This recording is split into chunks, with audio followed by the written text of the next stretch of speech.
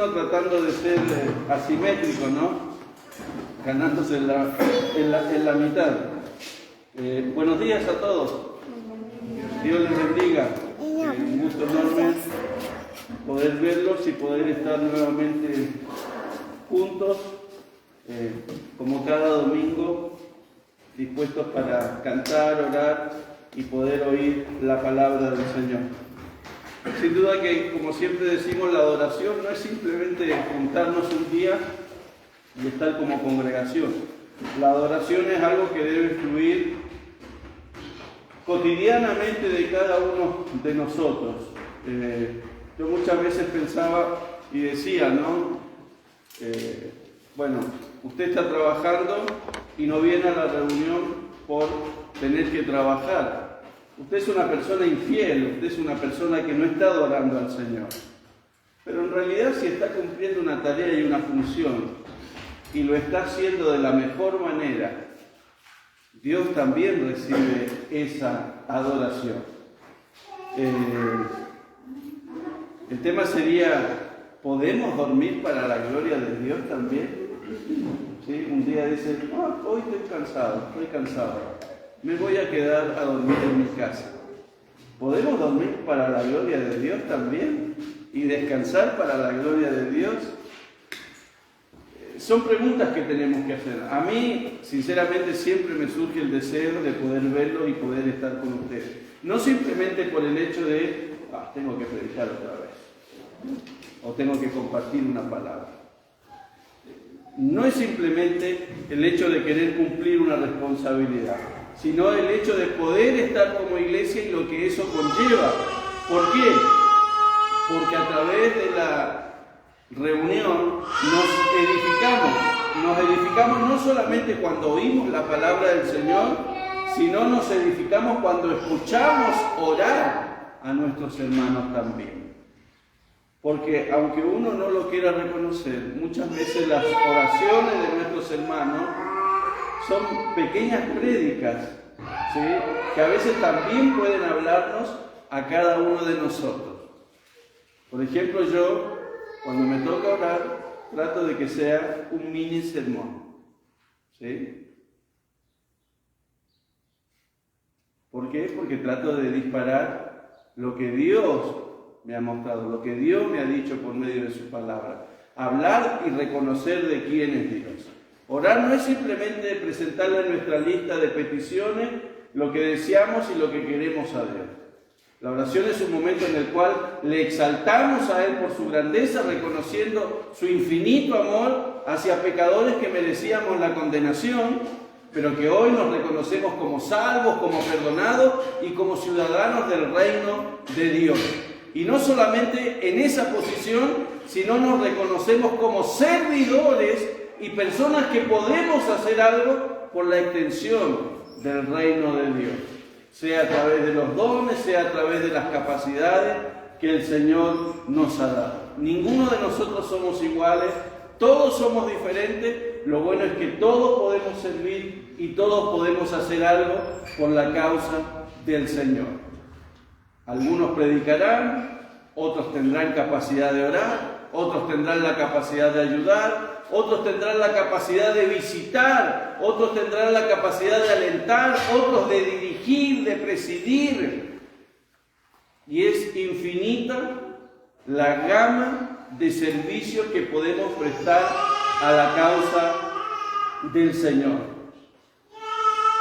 Yo que generalmente la gente que hemos crecido en un contexto humilde siempre decimos o pensamos, cuando yo tenga dinero voy a ayudar a la gente. Generalmente eso nunca se ve, porque mientras más tenemos, más consumimos para nosotros.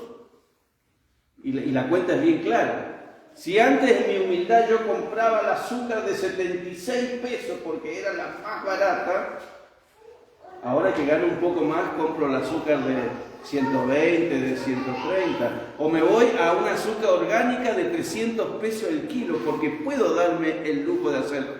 Y haga esa cuenta con toda la variedad de productos que usted quiera.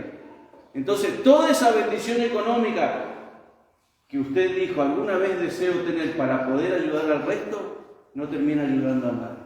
¿Por qué? Porque hay una marca que el pecado ha dejado en nosotros que tiene que ver con el egoísmo.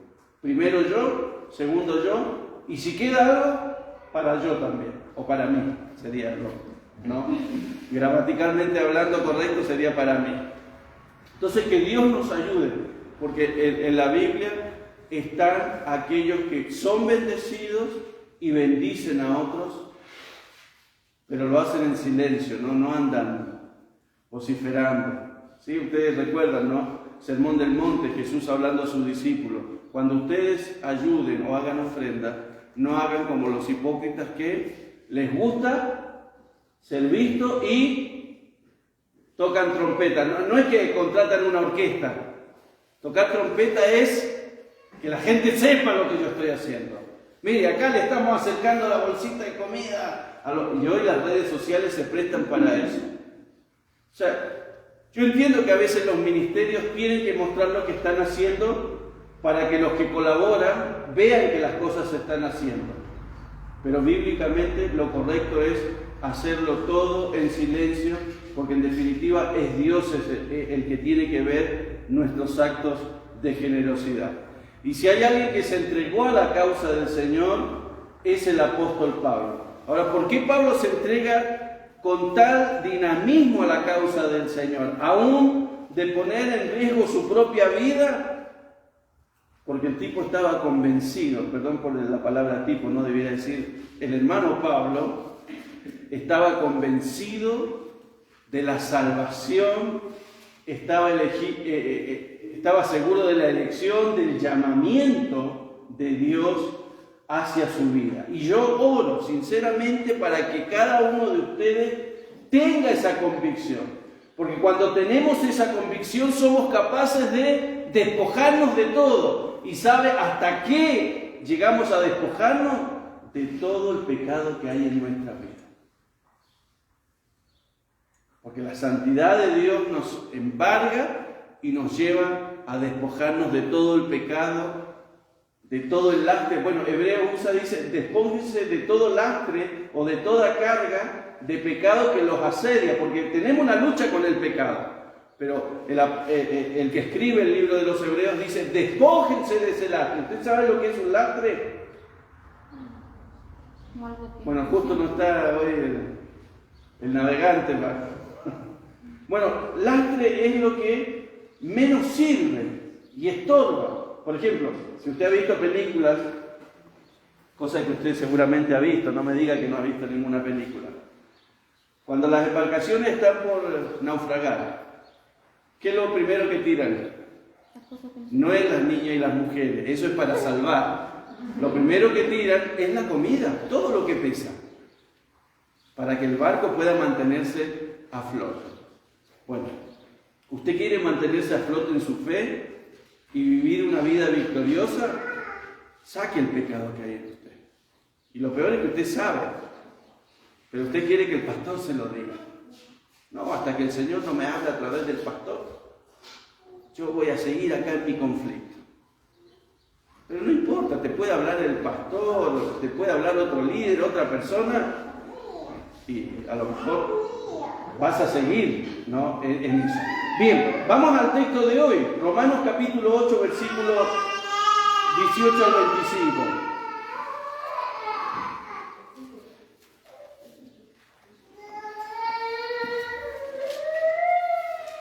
Vamos a leerlo en dos versiones. Romanos capítulo 8, 18 al 25. Seguramente nos van a quedar muchos puntos para tocar, pero bueno, no quiero achicar más los pasajes, sino se nos va a hacer muy largo el libro de Romanos.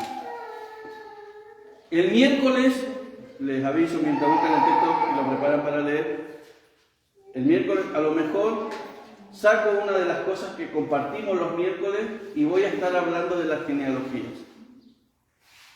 ¿Sí? Usted sabe que Crónica hasta el capítulo 9 es prácticamente genealogía y usted en su meditación no sé qué habrá sacado. ¿Sí? Porque las genealogías son aburridas, son larguísimas y no hay ningún consejo, no hay ninguna cosa que me pueda dar. Pero usted se dio cuenta que en algunas genealogías de las tribus de Israel faltan nombres, faltan hijos que no son mencionados. ¿Cuál es la razón de eso? ¿Por qué fueron quitados? Porque es gente que no agradó al Señor. Y tengamos claro, hermano, si nosotros no agradamos al Señor, el Señor no tiene ningún problema de sacarnos, Y usted seguramente en su contexto habrá visto mucha gente o ve mucha gente que antes fue creyente y ahora no es creyente y es peor que los impíos. Y usted dice, ¿pero qué pasó acá? ¿Qué es lo que sucedió? Bueno, es lástima. No quisieron rendir su corazón al Señor y el Señor se terminó su tiempo de espera. ¿Sí?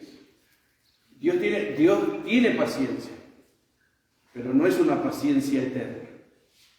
¿Sí? Porque Dios es amor, pero también es fuego consumidor. ¿Sí? Que destruye, no solamente un fuego que limpia. Bien, leemos el texto, por favor.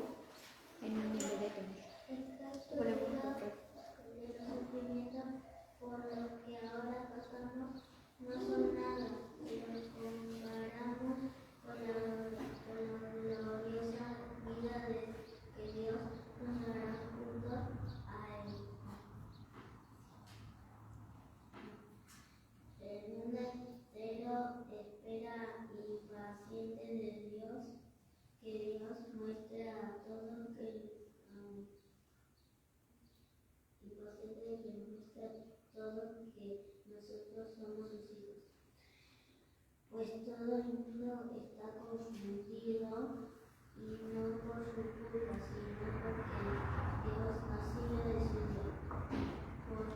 Pero al mundo le queda todavía la esperanza de ser liberado de su destrucción. Tiene la esperanza de compartir la maravillosa libertad de los hijos de Dios. Nosotros sabemos que este mundo se queja y sufre de dolor como cuando una mujer embarazada está a punto de dar la luz.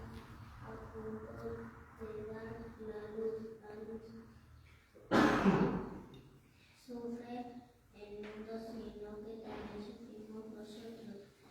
Los que tenemos al Espíritu Santo, que es el anticipo de todo lo que Dios nos dará después, mientras esperamos que nos adopte definitivamente como sus hijos y nos libre de todo.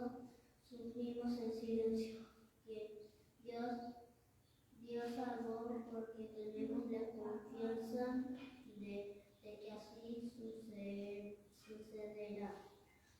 Pero esperar lo que ya está viendo no es esperanza. Pues, ¿quién sigue esperando algo que ya tiene?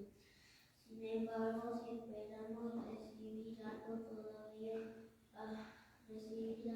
todavía no vemos, tenemos que esperarlo con paciencia. Amén. Reina Valera del 60, esa, ¿no? Lenguaje actual. ¿Alguna otra versión? ¿NBI alguien tiene?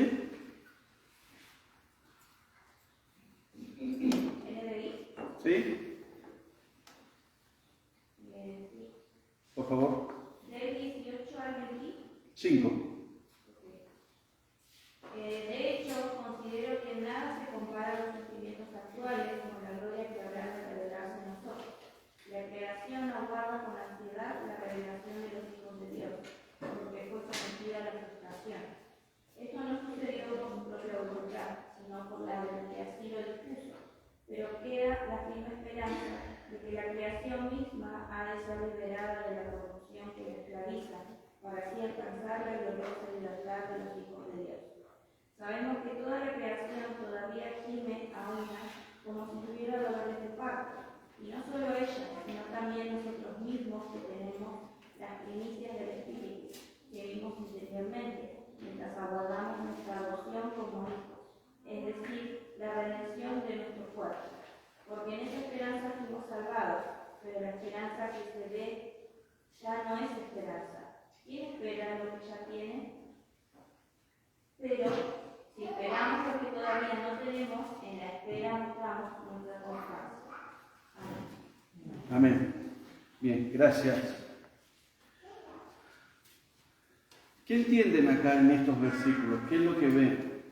Me gustaría tener más tiempo, bueno, para eso necesitaríamos un estudio bíblico, pero me gustaría poder escuchar qué es lo que les resuena en sus oídos. Generalmente, siempre yo digo, ¿no? Cuando usted ha leído 2 o 3 veces el texto bíblico, lo que más le quede resonando en la mente, ahí Dios le quiere hablar. Pero ¿qué hacemos nosotros?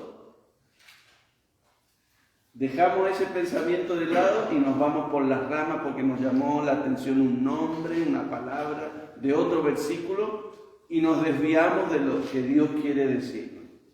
Bueno, por eso mismo existe la predicación expositiva, para que podamos mirar todo el texto, porque nosotros tenemos esa tendencia. En la meditación nos pasa lo mismo. No es que meditamos todo el pasaje. Vemos la idea general y también nos detenemos en ese versículo donde nos quedó pegada la vista y la mente. Y sobre eso reflexionamos y sobre eso tratamos de oír la voz de Dios para nuestra vida. Y Pablo hace una descripción en el versículo 18 diciendo: pues tengo por cierto que las aflicciones del tiempo presente no son comparables con la gloria venidera que en nosotros ha de manifestarse. ¿Qué está haciendo? Está haciendo una comparación entre la realidad presente con lo que Dios ha prometido, ¿sí?, a través de su palabra y a través de lo dicho por los profetas, que es su palabra también, ¿sí? No son dos cosas aparte. La palabra de Dios no es una cosa y lo que dijeron los profetas es otra. Es lo mismo. Pedro dice que los santos varones y los profetas hablaron siendo inspirados por el Espíritu Santo. Y algo que yo veo en la escritura del Antiguo Testamento constantemente es cómo el pueblo insiste en escribir las palabras de Dios. ¿Qué quiere decir? Dejarlas impresas. Nosotros pensamos que esto de tener la Biblia, la palabra de Dios impresa, es algo de nuestro tiempo, es algo que surgió con Gutenberg. No, Gutenberg lo que nos ayudó, y gloria a Dios por Johannes Gutenberg o Juan Gutenberg, para los de más confianza, Juanito le decían, ¿sí?, cuando era chiquito, inventó la imprenta. Lo único que hizo fue darle una velocidad inimaginada al hecho de tener textos escritos. Pero ¿por qué el primer libro que es impreso de esa manera tiene que ser la Biblia? Lo sabremos cuando estemos en el cielo. Pero esto ya viene desde el pueblo de Israel y también de otras naciones, otros imperios, otros reinos que también tenían el hábito y la costumbre de dejar escritas cosas que eran importantes. El pueblo de Dios no tuvo esta facilidad que hoy nosotros tenemos de que cada uno tiene una copia de la palabra del Señor. Pero a pesar de ello, ellos se esforzaban por tratar de conocer la voluntad del Señor. De hecho, yo reflexionando pienso que creo que el pueblo de Israel falló en su misión porque no todos tenían una Biblia. Pero esa idea se me cae cuando miro la realidad de hoy y digo, todos tenemos una Biblia y la gente sigue fallando. Entonces, no es un problema de tener escrito. El problema está en oír, en ver, en escuchar, y lo más difícil es obedecer a los requerimientos de la palabra del Señor. Y uno de los requerimientos que existe para los seguidores y los discípulos de Cristo es lo que Pablo dice en este versículo 18. Sí o sí se va a manifestar la aflicción en la vida del cristiano. Llamémosle aflicción, llamémosle tribulación, llamémosle persecución. Sí o sí las pruebas se van a manifestar sobre nosotros. Pero Pablo dice, cualquier sufrimiento que yo pueda experimentar en esta vida no se compara con lo que Dios me ha revelado y me ha dicho que yo voy a recibir. Y que no son cosas que están escondidas.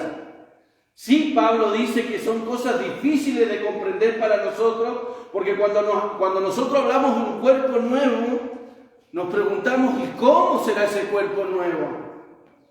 De hecho, con los que estudiamos las últimas lecciones que tienen que ver con la venida de Cristo, del libro 2 de Nueva Vida en Cristo, alguno me planteaba esta pregunta, ¿no?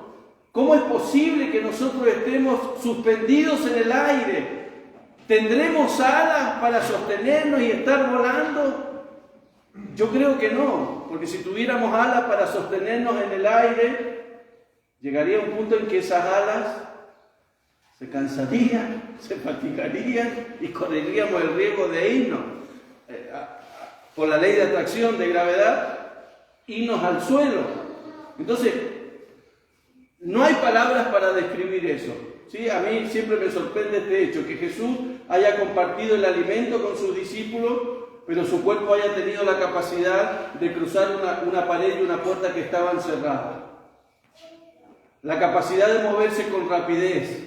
Entonces estamos hablando de un cuerpo que nosotros no conocemos ni hemos experimentado. ¿Sí? Bueno, creo que Pablo también, cuando él dice que no son comparables con la gloria venidera, también recuerde usted que Pablo habla en el libro a los Corintios, dice, conozco a un hombre que estuvo en el tercer cielo y que pudo ver muchas cosas y oír muchas cosas, pero que no le fue permitido compartirlas. Bueno, Pablo tuvo ese privilegio, a lo mejor nosotros no hemos tenido ese privilegio. Pero mire, cuando nos detenemos a mirar la Escritura, podemos entender lo maravilloso y las grandiosas promesas que Dios nos ha dejado. Por eso, hermano, insisto, leamos la Biblia todos los días, meditemos la Biblia todos los días, ¿sí? Estudiémosla en lo posible, examinemos, ¿sí? Porque de esa manera el Espíritu Santo nos va a ir haciendo entender cosas que hoy, domingo, no entendemos todavía. Y esas cosas que entendemos son las que a nosotros nos van a animar para tener esperanza. ¿Por qué hoy día muchos cristianos pierden la esperanza y abandonan su fe? Porque no están asidos de la revelación de Dios, no están tomados de las promesas que Dios ya ha dicho en su palabra, y por desconocerlas o por no oírlas o por no estudiarlas, no pueden tomarse de algo que no tienen. ¿Sí? ¿De qué depende nuestra coherencia con Cristo? Recuerden que Cristo es heredero y nosotros, por haber creído en Jesús, somos coherederos. Estamos ahí en la fila para recibir la herencia. ¿Le gustaría, no, que mañana lunes, después de haber estado en esta reunión, después de haber ofrendado, usted recibe una llamada? Hay un tío que no tuvo hijos y que es tío de usted, que ha muerto y ha dejado una gran herencia, y usted puede ser un heredero. Preséntese. Bueno, no sé si alguno conoció o escuchó hablar del famoso juez Ollarvide, de la época del menemismo hasta acá. Un tipo muy raro. Bueno, como todos los que ejercen el poder en este mundo, sin Cristo en su corazón. Él falleció. ¿Sabe cuántos sobrinos? Él no se casó ni tuvo hijos, ¿sí? Era un hombre que después de muchos años salió su homosexualidad a la luz. Y no tenía herederos.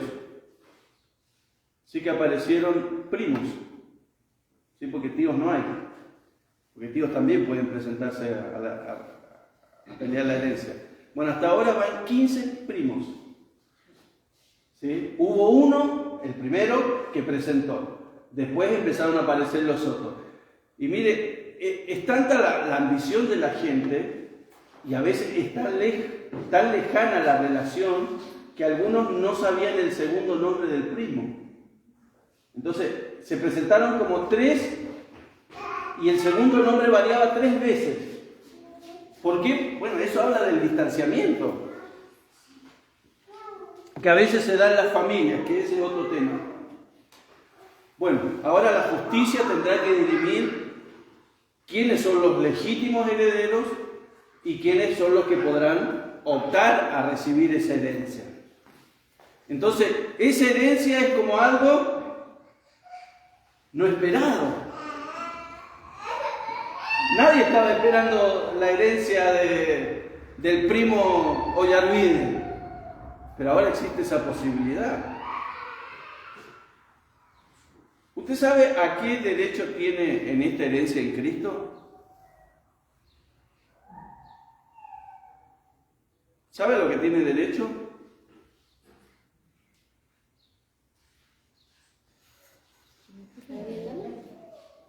Bien, la vida eterna. ¿Qué más? Tener comunión con Dios. A tener comunión con Dios. Bien, tener comunión con Dios. Recuerde usted, el concepto de vida eterna no es algo que vamos a recibir, aunque la Biblia dice que la vamos a recibir. ¿Por qué? Porque ya tenemos vida eterna. Yo tengo la seguridad que no voy a morir para siempre. Sí, mi cuerpo físico sí va a ser llevado al cementerio. Me van a hacer honores, me van a llevar flores, mis hijos, mi esposa van a llorar, se van a arrancar la vestidura, ay, lo vamos a extrañar, esto que lo otro. A los 6 meses ni se van a acordar del gordo. La verdad que fue un placer que se haya ido. Ustedes se sorprenden, pero a veces esa es la reacción de los hijos. Pero yo tengo la certeza de que voy a estar vivo. La muerte, dice Pablo, que para los creyentes es un estado en el cual estamos descansando. ¿Qué estamos descansando? Que cuando Cristo en su segunda venida regrese, suene la final trompeta, que bueno, todos nos imaginamos qué trompeta será, ¿no?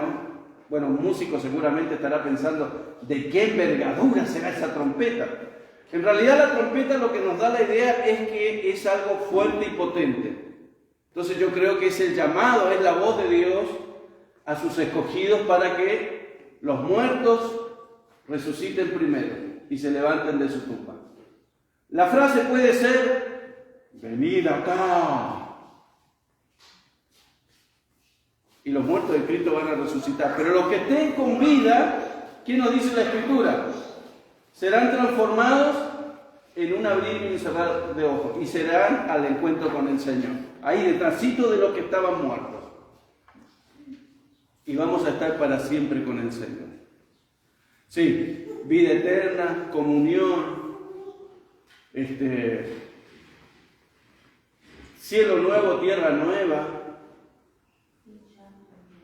sin llanto ni dolor, muy bien.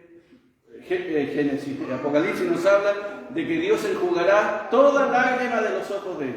Ya no va a haber más muerte, no va a haber más tristeza, no van a haber más pruebas, no va a haber más hambre, no va a haber más injusticia, no va a haber más pecado. Y todos anhelamos que ese mundo justo, real, del cual los políticos nos llenan cada vez que hay campaña, nos llenan los oídos con justicia social y equidad, pero ellos son los menos equitativos, ¿sí? Porque ellos piensan que una persona común puede vivir con 70.000 pesos, pero ellos por ser políticos no pueden vivir con 70.000 pesos. Ellos tienen que ganar 300.000, 400.000 pesos. Y eso en todos los países de Latinoamérica. Hay esa disparidad entre lo que tiene que ganar un obrero y lo que tiene que ganar uno que pertenece a la casta o a la clase política. Esa es la injusticia social. Ellos son los primeros en promover la injusticia social, porque hacen esta diferencia. Pero usted los vota, usted le hace campaña a ellos, y después usted se conforma con las migajitas que caen ahí, ¿sí? Dios nos ayude, amados hermanos.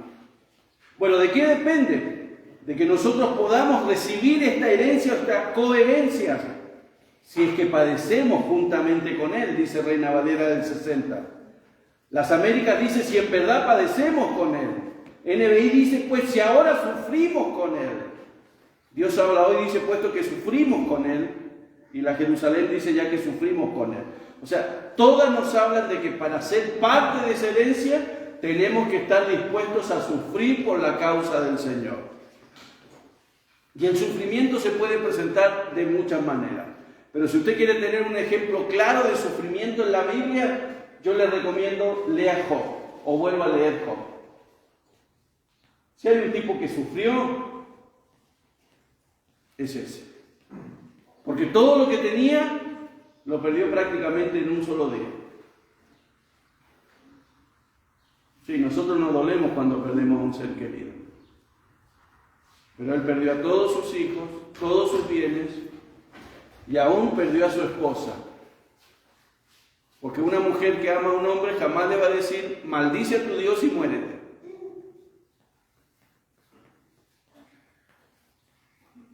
Digo esto porque alguna vez alguna hermana comentó de que seguramente la esposa de Job, aunque la Biblia no lo dice, debe haber sufrido también juntamente con Job todas las pérdidas.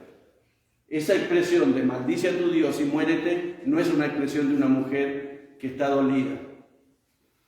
Es una expresión de una mujer que está enojada, molesta, no solamente con Dios, sino con su marido, que todavía mantiene la estupidez de adorar a este Dios que le quitó todo lo que tenía. Creo que cuando nos toca perder algo, ahí se ve reflejado nuestra fe en Dios. La reacción mía es la que me va a marcar si realmente mi fe está puesta en Dios. Entonces la herencia de Cristo o con Cristo está reservada para aquellos que han padecido con Él. ¿Sí? Entonces, siempre que usted quiera escaparle al sufrimiento o a la aflicción, sea de la enfermedad, sea de la pérdida de algo, recuerde este pasaje. Que yo sufra. Ojo, con esto yo no estoy diciendo de que tenemos que aguantar violencia verbal, o violencia física o violencia psicológica, sobre todo en la relación de los matrimonios. No hablo de noviazgo porque en el noviazgo es todo color de rosa. En el noviazgo no se ven defectos, no se ven errores, todo. El muchacho 10, la mujer 10.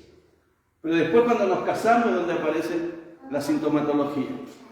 Violencia verbal. Bueno, la violencia verbal lleva a la violencia física, a la violencia psicológica y eso a la violencia física. ¿Sí? Y eso puede pasar un montón de tiempo y manifestarse. ¿Sí? Y eso es recíproco, ojo, no estoy hablando acá simplemente defendiendo a nuestras queridas hermanas, que la Biblia las define como vaso frágil. ¿Sí? Sino a veces también el hombre le toca experimentar esto y a veces no nos damos cuenta. ¿Sí? Bien, entonces, para Pablo trata de expresar esa herencia y lo dice de una forma maravillosa porque dice la gloria venidera. O sea, las aflicciones de este tiempo no son comparables con la gloria venidera que nos espera y que ha de manifestarse. Pablo dice que cualquier sufrimiento no tiene sentido detenerse en él por lo que Dios nos va a dar.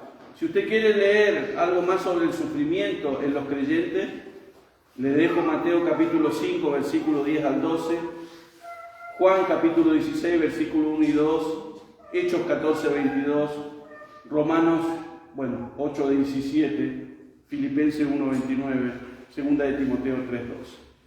Simplemente algunos textos. Jesús fue el primero en manifestar este sufrimiento. Eso lo puede leer en Hebreos 5, 8. ¿Sí? No lo leemos para no retrasarnos más. No son comparables con la gloria venidera que en nosotros ha de manifestarse. Cuando hablamos de gloria o cuando la Biblia nos habla de gloria, ¿de qué está hablando? No está hablando de la hermana Carmen Gloria, ¿sí? Como alguien pudiera pensar. El término hebreo para gloria es también la raíz para una expresión en nuestro idioma que es estar pesado. Estar pesado no es estar gordito. Cuando algo pesaba mucho, era el sentido del valor. El peso le da valor a algo, ¿sí? Entonces, algo que se usaba para medir y calcular era el oro. Entonces, el oro siempre es pesado y el oro es valioso. El término gloria en los escritos de Pablo siempre tiene una orientación escatológica, ¿sí? Que tiene que ver con lo futuro, y se refería generalmente al esplendor del regreso de Cristo glorificado. Colosenses 3:4, ¿sí?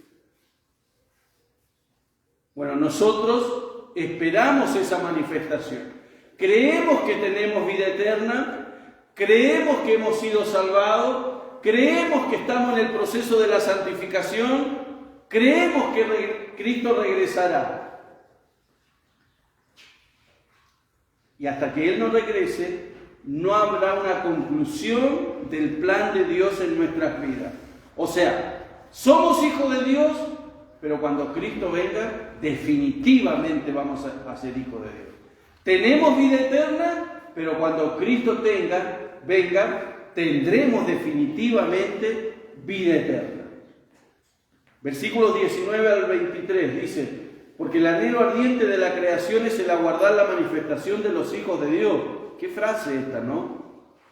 Pero si los hijos de Dios ya estamos en la tierra, ¿por qué la creación espera la manifestación? ¿A qué se refiere eso? ¿Se referirá a que los hijos de Dios estamos escondidos y no nos estamos manifestando? Yo sé que usted escucha la palabra manifestación y ya se imagina, vamos a hacer pancarta. Y vamos a salir a la calle y vamos a ir al centro cívico. Porque la palabra manifestación da para eso, ¿sí? Dice, porque la creación fue sujetada a vanidad no por su propia voluntad, sino por la causa del que lo sujetó en esperanza. Porque también la creación misma será liberada de la esclavitud de corrupción a la libertad gloriosa de los hijos de Dios. Porque sabemos que toda la creación gime a una y a una está con dolores de parto hasta ahora. Y no solo ella, sino que también nosotros mismos, que tenemos las primicias del Espíritu, nosotros también gemimos dentro de nosotros mismos esperando la adopción, la redención de nuestro cuerpo. Bueno, muchas cosas para hablar y para detenerse. Acá cuando Pablo dice el anhelo ardiente de la creación es aguardar es esperar, pareciera que la creación fuera una persona que está detrás de un muro mirando lo que está por venir. Algo tiene que suceder.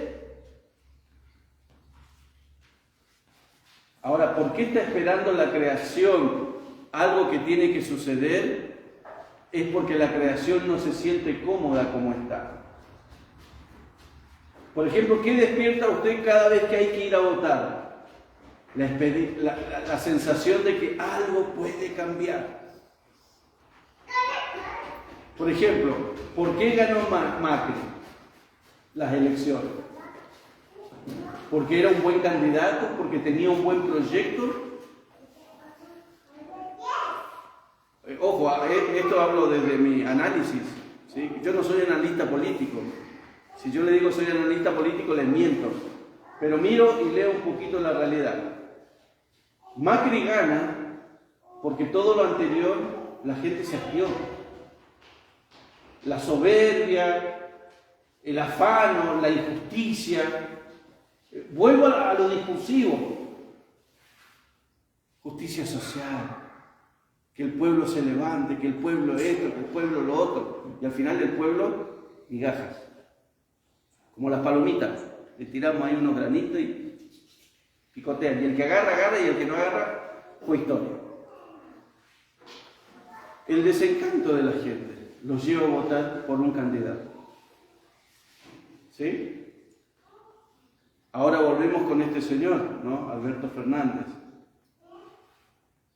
¿Qué va a pasar en la próxima elección? Yo creo que hay mucho desencanto. Más allá de que haya IFE y haya un montón de situaciones, la gente se cansa de eso. Porque creo que dentro de todo todavía queda gente en este país que quiere ganarse el dinero dignamente. que quiere salir a las 8 de la mañana, ir a su trabajo, cumplir su horario, volverse a su casa y vivir dignamente. Y eso hablo en el contexto de los cristianos, ¿no? Aunque muchos cristianos quisieran recibir el IFE todos los meses. Y de esa manera, ¿sí? La creación física está esperando la manifestación. ¿Por qué? Porque el pecado de Adán y Eva, en Génesis capítulo 3, afectó negativamente a la creación.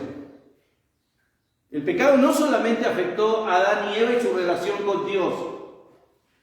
Y ojo, no solamente afectó el pecado de Adán y Eva su relación con Dios, sino afectó la relación de Adán con Eva. Y afectó su futura relación ¿con quién? El pecado afectó la relación de Adán y Eva con Dios. El pecado afectó la relación de Adán y Eva. El pecado iba a afectar la relación de Adán y Eva con sus hijos.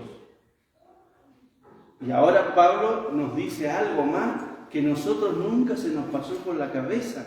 El pecado también afectó la naturaleza, a los animales. ¿Por qué cree usted que hay tanta violencia en el reino animal? Y porque ellos no son inteligentes como nosotros. Sí, nosotros somos tan inteligentes que peleamos entre naciones, peleamos entre vecinos, peleamos entre familias. No sé cuál es la diferencia entre el reino animal y el reino de los humanos. Pero todas esas problemáticas que nosotros vemos, gracias a Dios que los árboles no se mueven, porque si no, ¿se imaginan los árboles peleándose, corriendo con sus raíces? ¿No? Bueno, eso se ve en los dibujitos animados o en alguna película de ciencia ficción. El pecado ha afectado no solamente nuestra relación con Dios, nuestras relaciones humanas, sino ha afectado también a nuestro planeta y a la creación. Pero la creación, ¿qué espera?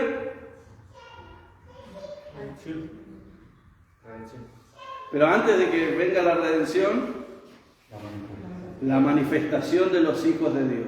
¿Y qué es manifestar? Es dar a conocer, descubrir, poner a la vista, tomar parte de una manifestación pública. También significa recorrer la cortina, como para develar, para mostrar y para informar.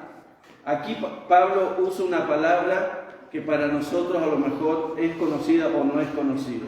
La palabra apocalipsis. ¿Sabe lo que significa apocalipsis? Revelación. Apocalipsis no es destrucción, no, apocalipsis es revelación. Es ver la realidad, es ver las cosas como son.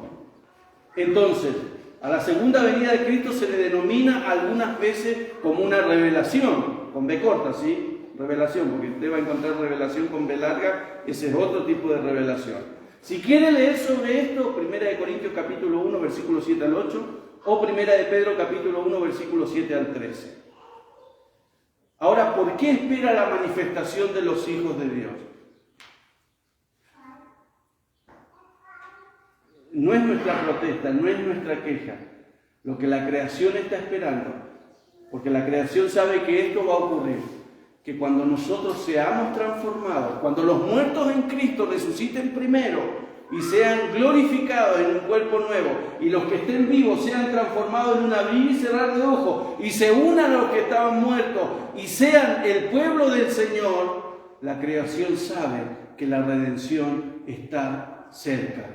Sabe que se viene un cielo nuevo y una tierra nueva, donde ya no va a haber más pesca indiscriminada, donde va a haber talación de árboles al rolete.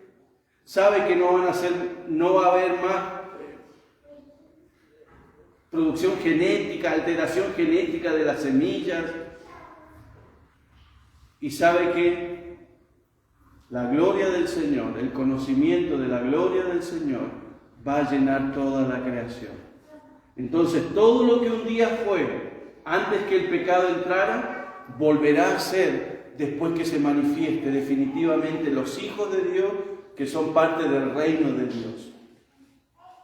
Esto a mí me dejó sin palabras. Porque a veces nosotros como creyentes ni nos acordamos de que Cristo puede venir hoy. Yo creo que si nosotros pensáramos constantemente en que Cristo puede venir por nosotros en este instante, muchas veces las manos no se alzarían para golpear, las voces no se levantarían para retrucar, insultar y denigrar al otro. Porque la venida de Cristo nos hace cambiar nuestra forma de actitud. Porque la venida de Cristo y la presencia de Cristo en nosotros, porque Cristo vive en nosotros por medio del Espíritu Santo, nos transforma y nos cambia. Bueno, Pablo usa constantemente esta metáfora de la familia, refiriéndose a los hijos de Dios. Habla de Dios como Padre, habla de Jesús como su único Hijo. A Israel se le denomina como hijo de Dios, pero al rey también en el Antiguo Testamento se le denomina como hijo de Dios. Bueno, el concepto aparece en el Nuevo Testamento en Mateo capítulo 5, versículo 9, el famoso Sermón del Monte. Allí aparece este concepto de hijo de Dios. Bueno, ya dijimos, la creación aguarda ansiosamente, anhela, impaciente que los hijos de Dios salgan a la luz y se dejen ver. No es porque estamos escondidos. Lo que ellos esperan es que aparezcan en ese cuerpo glorificado, porque ellos van a saber que si nosotros hemos sido glorificados, la redención para todo este mundo está en camino. Obviamente primero estará el juicio de Dios sobre los no creyentes, estará el juicio de Dios sobre las naciones, y creo que de alguna forma se cumplirá lo que Apocalipsis nos dice en los 7 sellos, en las 7 trompetas y en las 7 copas. Perdón, no tengo 7 dedos, por eso muestro 5, pero usted me entiende. ¿Sí? Igual como Jesucristo se mantuvo oculto durante los 30 primeros años de su vida en Nazaret, pero llegó el día en que comenzó a manifestarse y su luz fue creciendo día a día. Así también, cuando nosotros seamos transformados, se verá visiblemente el reino de Dios. Hoy reconocemos que estamos en el reino de Dios, reconocemos que Jesús es nuestro Rey, tratamos de conocer sus mandamientos para obedecerle y para andar en ellos.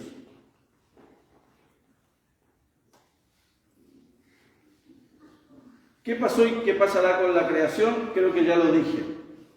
La creación que a causa del pecado se volvió inútil para los propósitos de Dios, porque si uno mira la naturaleza, seguimos manoteando bananas, seguimos recogiendo papitas, seguimos buscando choclo, seguimos tomando leche de vaca, ¿no? Algunos toman leche de burra, pero se les nota. Yo le diría que tome leche de vaca y no leche de burra. ¿Sí? Puede tener contraindicaciones la leche de burra. Comemos carne vacuna. Bueno, en un principio, si usted mira el Génesis, la idea era que comiéramos plantas y legumbres. Pero a causa del pecado, Dios permite que el hombre pueda comer de todo lo que ha sido creado. Con esto yo no estoy haciendo una locución al veganismo. ¿Sí? Pero miremos lo que en el principio Dios había dicho. ¿Sí? Ahora usted va a salir con su cabeza, Dios es vegano. No, esa fue una orden antes de la caída. Porque había otro contexto. Cuando entró el pecado, ese contexto primordial se rompió. Pero la creación anhela volver a ese primer estado. Y vamos a volver a ese primer estado, ¿sí? Porque esos son los propósitos iniciales de Dios. Este no es el mundo que Dios quería que fuese. ¿Alguna vez usted se preguntó por qué deben morir los animales si ellos no participaron del pecado de Adán y Eva? ¿Se ha preguntado por qué un mundo tan hermoso va hacia su propia destrucción? Es porque esa autoridad que Dios nos dio para enseñorearnos sobre la creación. ¿Quién la maneja hoy día? Los no creyentes. Y los no creyentes buscan el rédito sin pensar en el futuro. Estados Unidos hace una locución de que hay que bajar los grados de contaminación mundial. Pero Estados Unidos no hace nada por cambiar lo que ellos contaminan. ¿Usted sabe que Estados Unidos contamina el 80% del planeta? El otro 20% se lo reparten el resto de las naciones. Bueno, seguramente con la producción que hay en China, hoy China debe estar subiendo en su estándar de contaminación y le debe estar quitando un poquito de fuerza a Estados Unidos en la contaminación. Con esto yo no quiero decir, entonces usemos bolsa, tiremos las tapitas de plástico al suelo, porque en realidad eso no significa nada en cuanto a los porcentajes de contaminación. No, yo creo que los cristianos tenemos que actuar con mucha responsabilidad. Tenemos que enseñar a nuestros hijos y a nuestros hermanos a querer la creación, a cuidarla y respetarla porque Dios la hizo. Y eso nos ayudará a tomar conciencia de la tala indiscriminada, del maltrato a los animales. Yo le digo, cuando era más joven, a mí nunca me gustaron los animales. Hoy, gracias a mi esposa y a algunos de mis hijos, mis hijas, que son muy amantes de los animales, me doy cuenta de que los animales necesitan afecto también y cariño. Por eso tengo un criadero, tengo unas moscas ahí verdes, grandes, y son mis mascotas. No, es una broma. Bien, cuando Cristo regrese, Dios va a quitar la maldición del pecado. ¿Sí? Eso nos dice Apocalipsis capítulo 22, versículo 3. La creación será libertada de la esclavitud de la corrupción. ¿Sí? Esto no es algo simplemente que el Nuevo Testamento nos diga, sino que también, si usted lee, por ejemplo, Isaías capítulo 11, versículos 6 al 11, nos habla del estado en que vivirán los animales, o el estado en que vivieron los animales. Dice que el lobo habitará juntamente con la oveja, ¿no? O con el cordero. ¿Por qué? Porque esa cohabitación es posible cuando el pecado ha sido redimido, cuando el pecado ha sido quitado de nuestras vidas. ¿Sí? Por eso los cristianos tenemos familias felices, porque el pecado ha sido quitado del medio y ahora todo es dulzura. Sí, amor, sí, amor, sí, amor, sí, amor. No, amor.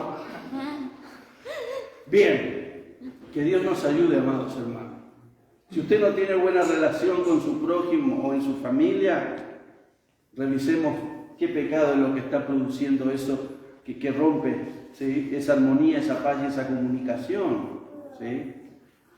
A veces, por ejemplo, los esposos queremos ser escuchados.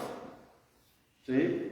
Y a veces nos hacemos escuchar porque levantamos la voz, golpeamos la mesa. Pero después cuando nuestra esposa, nuestros hijos nos quieren decir algo, ¡shut up! Cállate. Perdón, a veces me sale uno que viajó por Estados Unidos, entonces. Si vio que Estados Unidos, ahí en el San Francisco III hay una calle que se llama Estados Unidos. Anduve por ahí. Bien. Toda la creación gime a una. La creación. Ahora, nosotros gemimos. Dice que la creación está con dolores de parto. Bueno, si alguien tiene experiencia en dolores de parto, pregúntenle. ¿Sí? ¿Qué significa eso, tener dolores de parto? ¿O qué significa gemir? Pero miren, el contexto acá nos habla de 3 gemidos. Versículo 22, los gemidos de la creación. Versículo 23, los gemidos de los creyentes. Y versículo 26, que no lo leímos, que habla de los gemidos del Espíritu Santo como intercesor. Los 3 gemidos son debido a lo que ocurrió en Génesis capítulo 3, la entrada del pecado a la humanidad. Ahora, ¿qué decimos o qué manifestamos en esos gemidos? No son gemidos de, ay, uy, yo. No son ese tipo de gemidos, sino que lo que esperamos, que Dios nos adopte y libere de nuestro cuerpo terrenal. Eso es lo que dice la versión latinoamericana de la Biblia. ¿sí? Lo voy a leer en Reina Valera del 60 para que ustedes lo puedan tener. Leo el 22 y el 23. Porque sabemos que toda la creación gime a una, y a una está con dolores de parto hasta ahora. Y no solo ella, sino que también nosotros mismos, los creyentes, que tenemos las primicias del Espíritu. ¿Cuáles son las primicias del Espíritu? No es el fruto del Espíritu. ¿Cuáles son las primicias del Espíritu? Es la presencia del Espíritu en nuestras vidas, ¿sí? Dice, nosotros también gemimos dentro de nosotros mismos, esperando la adopción, la redención de nuestro cuerpo. ¿Sí? ¿Cuál es la adopción? ¿Cuál es la adopción? ¿Qué es la adopción?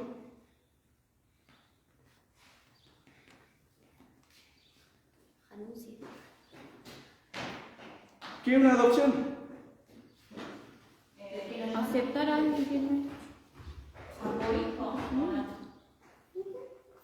Aceptar a alguien. Bien, adopción es hacer a alguien parte de tu familia. Puede ser alguien que no tenía una familia o puede haber sido de alguien que pertenecía a otra familia, pero que la ha perdido. Yo decido adoptarla. ¿Nosotros qué estamos esperando? Nuestra adopción. Pero la Biblia dice que nosotros somos hijos de Dios. Entonces, ¿Dios nos adoptó o no nos adoptó? Correcto. ¿Por qué? Porque todavía estamos en este mundo y estamos en este cuerpo físico. Esperamos nuestra adopción, aunque creemos por fe de que ya hemos sido adoptados. Por eso la segunda venida de Cristo no es simplemente, Cristo viene, va a destruir a los malos y nosotros vamos a estar con Él. Va a haber toda una revolución y un cambio en nuestras vidas. Porque vamos a ir a vivir una vida nueva. Por eso los cristianos no debemos temerle a la muerte. Tampoco debemos perseguirla, ¿sí? Como hacían en el primer siglo los cristianos que se inmolaban en el circo romano. Para ellos el ejemplo de los martirizados era tan fuerte que muchos cristianos anhelaban ser martirizados y se entregaban a los soldados romanos para ser martirizados. La idea tampoco es ponernos en ese punto, ¿sí? De que nos vamos a hacer los pesados para que nos maten. Tampoco se trata de eso, porque en definitiva la vida está en las manos de Dios. Entonces, vemos esta tensión como en muchos otros temas. El ya casi, porque Cristo viene, pero el todavía no. Esperamos nuestra adopción definitiva. Los papeles ya están firmados. ¿Ustedes saben quién firmó los papeles? ¿Con qué los firmó? Con un arilón. Con su sangre. Firmó que Josefina Villegas es mi hija. Firmó que Leonardo Gatica es mi hijo más querido.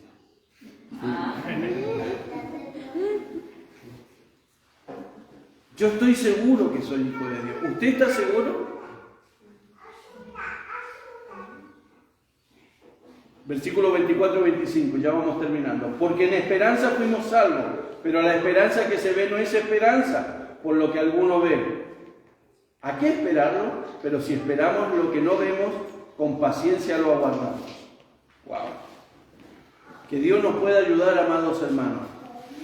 Porque en esperanza, en fe, fuimos salvos. Pero la esperanza que se ve no es esperanza. ¿Por qué? Porque ya está. Entonces, ¿en qué esperamos nosotros? Esperamos en el regreso de nuestro Señor Jesucristo. Y allí se van a concretar y se van a cerrar todas las promesas que Él nos ha hecho. ¿Hoy día las vivimos? Sí, las vivimos, pero todavía no están concretas. ¿Cristo reina en el mundo?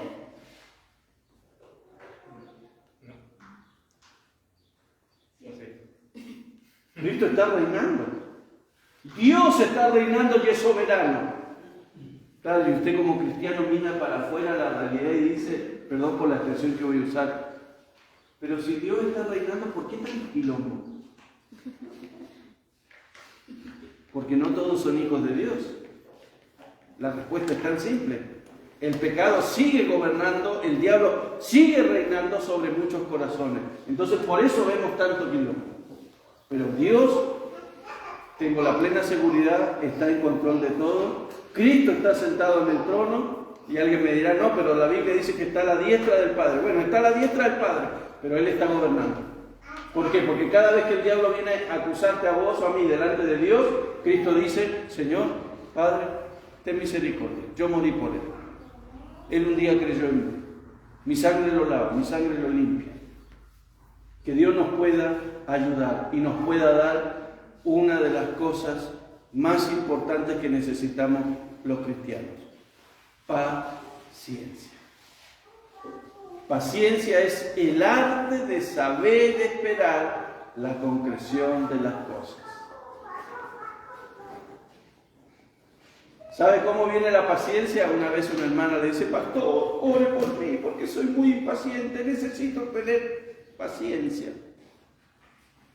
Y el pastor le pone, bien hermano, yo voy a orar por usted. Señor, envía pruebas sobre tu hija. Señor, que pueda pasar por aflicciones, que pueda sufrir las peores necesidades para que pueda aprender. No, pero pastor, yo no quiero que ore por eso. Yo quiero que usted ore para que el Señor, Dios, me dé paciencia. Yo no quiero prueba, no quiero aflicción, no quiero necesidad, no quiero pérdida. Hermana, la Biblia dice que la prueba produce paciencia. Sin pruebas, sin aflicciones, en este mundo jamás se producirá en nosotros esa paciencia que necesitamos para esperar la concreción de las promesas de Dios. Yo en esta mañana voy a orar para que vos tengas paciencia. Pero prepárate, porque el camino a la paciencia es difícil y a lo mejor te va a llevar toda la vida. Vas a llorar, pero la Biblia dice que Dios enjugará toda lágrima de nuestros ojos. ¿Por qué? Porque cuando vamos a sus pies y oramos delante de Él, Él nos abraza, Él nos reconforta. Porque Cristo experimentó la traición, la soledad, el abandono, el ser vendido, el ser despreciado, el ser golpeado, el ser mutilado, el ser muerto a manos de personas que debieran haberle amado. Y si nuestro Maestro sufrió todo eso, ¿nosotros no podremos sufrir esas cosas también? Yo no sé qué es lo que usted va a pasar mañana. Yo no sé lo que le va a pasar en 6 meses, en 5 años o en 20 años. Lo único que sé es que en ese tiempo Dios va a estar trabajando en tu vida para que vos tengas paciencia. Y sabe que las pruebas, ¿saben lo que producen? Producen un anhelo ferviente de decir, Señor, quiero estar contigo. Quiero irme ya. Y ese es el gemido del Espíritu. Ven, Señor Jesús. Porque cuando venga el Señor, toda prueba, toda dificultad se va a terminar. Oremos. Padre, en el nombre de Jesús oramos delante de tu presencia. Queremos bendecirte, Señor. Todos nosotros, junto con toda la creación, anhelamos y esperamos ser transformados definitivamente. Queremos llegar a nuestro origen. Queremos llegar al inicio de todo. Queremos, Señor, que mientras tanto tenemos que caminar en este mundo, nosotros podamos, Señor, soportar y tener paciencia frente a las luchas, frente a las enfermedades, frente a las pruebas que tenemos que pasar y sufrir. Bendice la vida de mis hermanos. Permite que cada uno de nosotros, en la medida de sus posibilidades, podamos ir adquiriendo una mayor practicidad en la paciencia. Gracias te damos, Padre, por este tiempo. Ayúdanos, Señor, también a ser responsables en este tiempo con la creación. Señor, ayúdanos a ser responsables con nuestra basura, con nuestros escombros. Señor, ayúdanos a tener cuidado, Señor, con la proliferación, Señor, de los mosquitos. Ayúdanos a respetar también por medio del barbijo, por medio del alcohol en gel, la vida de nuestros hermanos. A lo mejor somos personas asintomáticas. Queremos que nos ayude, Padre, para que podamos actuar cada día con responsabilidad. Ayúdanos a plantar un árbol, Señor, porque eso es parte de tu deseo. Señor, ayúdanos, Señor, a plantar flores.